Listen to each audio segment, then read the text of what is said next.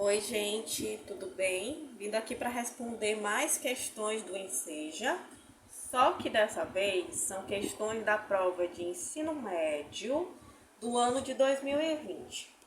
Como eu sempre falo para vocês, o objetivo deste preparatório não é ensinar a matemática básica, como por exemplo soma, subtração, frações, porcentagem, geometria e assim por diante, né? O objetivo deste preparatório é mostrar para vocês como que aquilo que vocês aprenderam nos anos de estudos de vocês cai na prova do Enseja, tá? Então, vamos começar pela questão 31 da prova de ensino médio.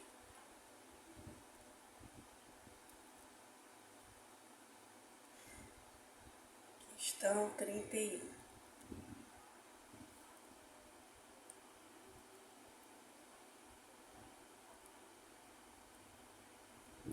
31. Vamos lá. Questão 31 é muito fácil mesmo, né? Todos nós que usamos régua, em algum momento da vida a gente usa régua, né? Então, vamos lá. Uma criança está aprendendo a utilizar a régua e resolveu medir o comprimento de uma caneta posicionando uma régua graduada em centímetros, como ilustra a figura. A medida do comprimento dessa caneta em centímetro é.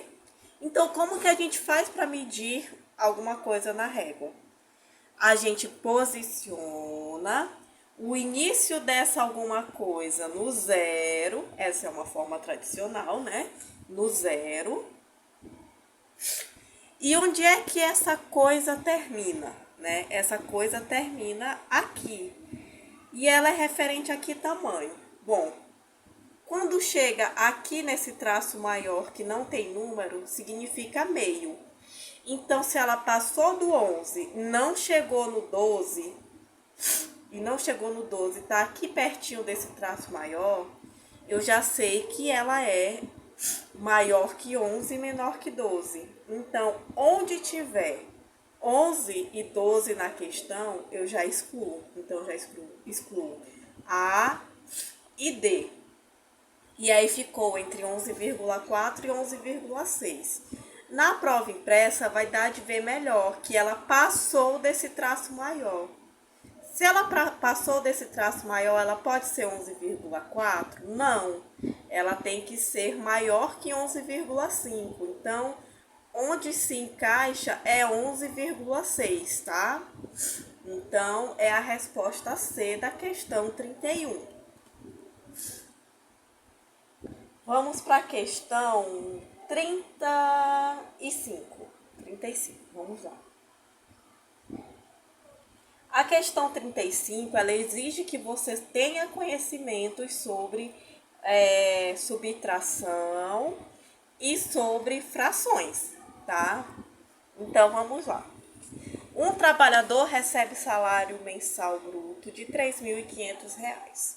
O departamento pessoal da empresa em que trabalha utiliza a tabela progressiva para o cálculo do imposto de renda de pessoa física para efetuar o desconto mensal a ser recolhido à Receita Federal.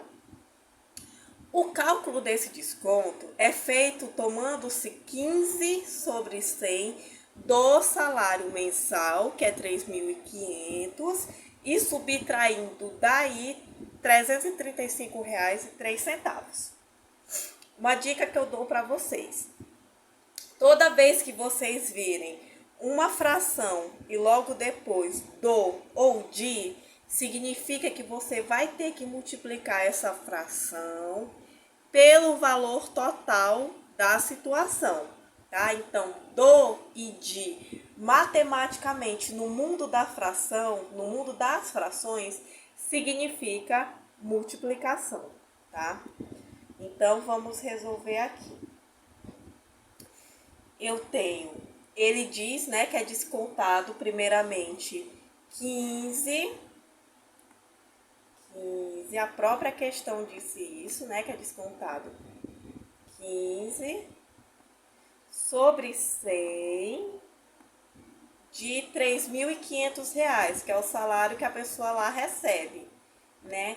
Se é 15 sobre 100 de R$ 3.500, matematicamente, no mundo das frações, D significa multiplicação, né? Aqui é para ser um sinal de multiplicação.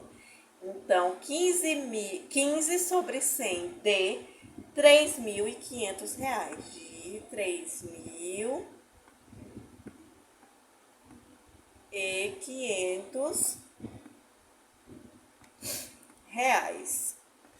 15 sobre 100 de R$ 3.500. 15 sobre 100 vezes R$ 3.500. E aí basta efetuar a multiplicação de frações. Como que a gente efetua a multiplicação de frações? Ora, a gente multiplica o numerador pelo numerador e o denominador pelo denominador. R$ 3.500, aqui embaixo é como se tivesse o número 1. Todo número, de certa forma, é uma fração, porque todo número tem o número 1 escondido embaixo dele, tá? Então, aqui, ó, 2 sobre 1 é a mesma coisa que 2. Então, 3.500 é a mesma coisa que 3.500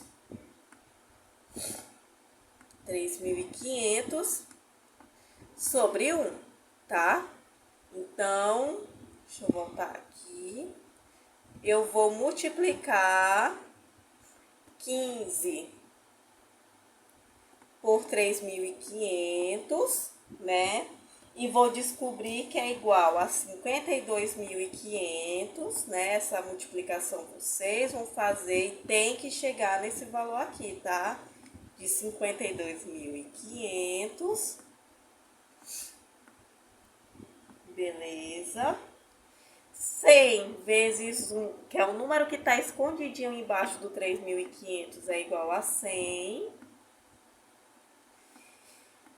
Toda fração é uma divisão, conforme os vídeos que vocês já viram, né? Aí no canal. Toda fração é uma divisão. Então, este símbolo aqui significa divisão. Esse tracinho significa divisão. Então, 52.500 sobre 100 é a mesma coisa que eu falar 52.500 dividido por 100. E quando vocês efetuarem aí essa divisão, vocês vão descobrir que 52.500 dividido por 100 é igual a 525.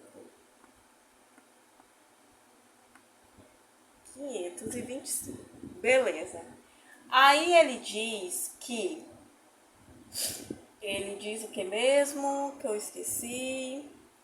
Ele diz que desse valor que eu vou descobrir, eu tenho que subtrair. A própria questão de subtrair significa diminuir. R$ 335,03. Então, você vai pegar 525 e diminuir por R$ 335,03. E quando você fizer essa subtração, você vai ter que chegar obrigatoriamente no resultado de R$ 189.097. Então, a resposta dessa questão é a letra D, tá? Aqui. Cadê? Deixa eu arrumar aqui, focar aqui direito. Visual, letra D, tá? R$ 189,97, tá? Agora vamos para uma questão interessantíssima, que é a questão 36, tá? Essa questão exige que você saiba, né? Exige que você use os seus conhecimentos em funções, né? Ou em pelo menos você saber qual a cara do gráfico de cada função, né? Seja da função constante, da função de primeiro grau, função de segundo grau e assim por diante, tá? Então, vamos prestar bastante atenção. Os moradores de uma cidade terão uma nova opção sustentável para se deslocar: os patinetes elétricos compartilhados. A empresa que está implantando o serviço fixou em R$ 4,00 o preço para desbloquear e utilizar o equipamento por até 10 minutos. Para cada minuto adicional será cobrado um valor de 50 centavos. E aí ele fala qual gráfico representa a relação entre o valor total a ser pago por um usuário de patinete em função do tempo de utilização. O que essa questão está dizendo? A pessoa vai pegar o patinete e por até 10 minutos ela vai usar, por até 10 minutos vai pagar só R$ 4,00. A partir de 10 minutos, cada minuto adicional vai ser 50 centavos. Então, você percebe que a partir, passou os 10 minutos, ela vai se, até chegar nos 10 minutos, é uma função constante, né? Não importa se eu vou ficar 2 minutos, 3 minutos, 5 minutos ou 10 minutos, eu vou pagar R$ 4,00. Tudo que eu pago igual, tudo que é igual nos leva à ideia de constante. Então, eu já lembro qual que é a função. Então, aí eu já estou vendo que é uma função constante. E como que é o gráfico de uma função constante, né? O gráfico de uma função constante, ele é mais ou menos assim. Tá aqui o eixo Y, o eixo X e, por exemplo, isso daqui é o gráfico de uma função constante. Aqui sendo o eixo Y e aqui sendo o eixo X. Tá, gente? É mais ou menos isso. Esse é o gráfico, é um modelo de gráfico de função constante, tá? Então, beleza, voltando aqui para a questão, né? Então, eu sei que até os 10 minutos a carinha do gráfico vai ser aquela lá do gráfico de função constante, né? Passou os 10 minutos, para cada minuto adicional será cobrado 50 centavos. Se para cada minuto adicional será cobrado 50 centavos, a gente já está vendo aí que isso aí é uma função de primeiro grau. E o gráfico da função de primeiro grau tem várias carinhas. Uma dessas carinhas é essa aqui. Aqui está o eixo Y e aqui está o eixo X, né? Eixo Y e eixo X, né? E o gráfico da função de primeiro grau, ele pode ser assim, por exemplo, né? Então, esse é um dos modelos de um gráfico de uma função de primeiro grau. Então, vamos analisar os gráficos que a gente tem disponíveis aqui, que a questão disponibilizou. Ó, tá vendo? Ele disponibilizou 4 gráficos. Vamos começar pela letra B. Aqui é o preço que eu vou pagar. E aqui a quantidade do tempo em minuto. Esse gráfico representa a situação da questão? Representa até certo ponto. Na verdade, ele representa só até aqui. Daqui para cá, ele já não representa, né? Até 10 minutos, a pessoa vai pagar R$ 4,00. Mas a pessoa com 15 minutos, ela vai continuar pagando R$ 4,00? Não. A pessoa em 20 minutos vai continuar pagando R$ 4,00? Não. Então, esse gráfico, ele representa, de fato, a situação até 10 minutos. Tá certinho se fosse só... Deixa eu ver como é que eu posso colocar aqui no vídeo. Tirando essa parte daqui, se fosse só essa partezinha aqui, ia estar certinho, tá? Mas a partir daqui já não corresponde. Então, a gente já pode tirar a letra D. Vamos olhar aqui a letra D. A letra D tá certíssima até certo ponto também. Porque a pessoa continua pagando R$ 4,00 por 10 minutos. Tá certinho esse gráfico aqui da função assim, né? É uma constante, está com 5 minutos, continua pagando R$4, está com 10 minutos, continua pagando R$4. Mas é certo esse gráfico decair para cá para representar quando vai acima de 10 minutos? Não é certo, né? Quando a gente olha aqui, significa que em 10 minutos a pessoa vai pagar nenhum centavo, né? Então não tá certo. Aqui mostra que em 15 minutos a pessoa vai pagar R$2. Então não faz sentido. Então até aqui tá bem bacana, tá certinho. Mas a partir daqui já não corresponde à situação. Esse gráfico aqui é um exemplo de gráfico de função de primeiro grau, né? O que esse gráfico está mostrando? Ele mostra que se a pessoa passar 5 minutos, ela vai pagar R$2.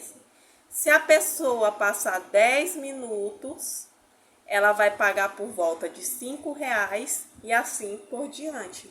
Então, esse gráfico aqui também não representa a nossa situação do texto, mas ele é um típico exemplo de gráfico de função de primeiro grau. Então, só nos resta a questão A. E a questão A está certíssima, né? O que ela significa? Olha que lindo esse gráfico. Ele é a junção de uma função constante com uma função de primeiro grau, né? Então, o que ele significa? Que, de fato, até 10 minutos, qualquer pessoa vai pagar R$4. Se ela ficar 5 minutos, ela paga R$4. Se ela ficar menos de 5 minutos, ela continua pagando R$4, né? E quando chega em 10 minutos, aí ela vai pagando aquele valor a mais de 50 centavos, né? 50 centavos a mais por minuto, né? Então, de fato, a resposta dessa questão é a letra A. Bom, da questão 36 é a letra A. Agora a gente vai para a última questão desse vídeo, que é a questão 37, que ela é muito interessante. Por que eu achei ela interessante?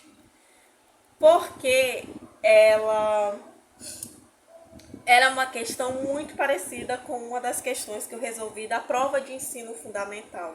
Ela pode ser resolvida por mera soma, né? Você vai somar os valores e vai descobrir qual deles é mais barato, saiu mais barato para essa pessoa que vai fazer as compras, né? E é uma situação que com certeza a gente se depara no nosso cotidiano sempre, né? Que nem eu sempre falo nos vídeos, as questões do Enseja, ela tem essa carinha mesmo, assim, de ser questões mais reais, mais palpáveis da nossa vida cotidiana, tá? Então, vamos lá. Para fazer uma receita, uma pessoa precisa comprar os seguintes produtos: óleo, vinagre e molho de tomate. Antes de sair para comprar, ela fez uma pesquisa em folhetos de 4 supermercados diferentes e encontrou os seguintes valores para as mesmas marcas de produtos, né? E aí ele faz essa lista aqui do supermercado 1, 2, 3 e 4. E aí, né, dando o valor dos produtos que ela precisa. Essa pessoa pretende comprar os 3 produtos no mesmo supermercado, de modo a obter o menor valor total a pagar. Em quais desses supermercados deve ser realizada a compra? Então, essa questão aqui ela está praticamente dada. A única coisa que você tem que fazer é somar esses valores aqui, ó. Do supermercado 1, você vai somar R$ 2,45 com R$ 1,50 e R$ 2,90.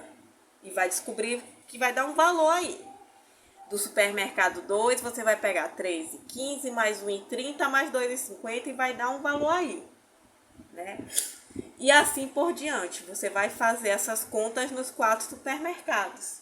E aí você vai descobrir os valores. Descobrindo os valores, você vai ver qual deles foi o menor valor, né? Eu vou dar a resposta para vocês. No supermercado 1, deu R$ 6,85. No supermercado 2, deu R$ 6,95. No supermercado 3, R$ 7,15. E no supermercado 4, deu R$ 6,60. Então, o valor, ela vai escolher o supermercado 4 porque deu R$ 6,60. Saiu mais barato comprar no supermercado 4, que é a letra D, tá? Então você vê que essa questão ela é muito fácil. Ela é de mera soma de valores, né? Então, assim, fazendo a prova com calma, dando uma lida nela, começando pelas questões mais fáceis, você tem grandes chances de obter uma boa nota, tá? Porque as questões são fáceis, são questões bacanas, tá? Então, como eu sempre digo nos vídeos, refaça essas questões, refaçam as provas anteriores, tá? Para irem se acostumando com a carinha dessa prova, tá? Bons estudos para vocês e até a próxima. Tchau, tchau!